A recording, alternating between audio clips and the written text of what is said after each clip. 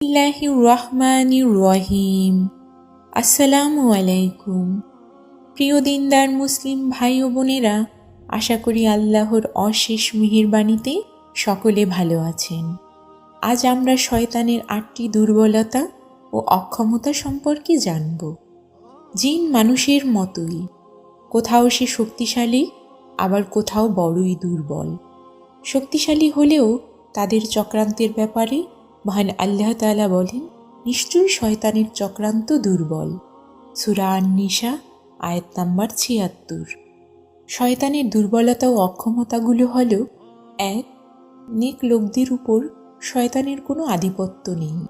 শয়তানের শক্তি ও প্রতিজ্ঞা আছে সে আদম সন্তানকে পথভ্রষ্ট করবে, কিন্তু সকলকে নয়।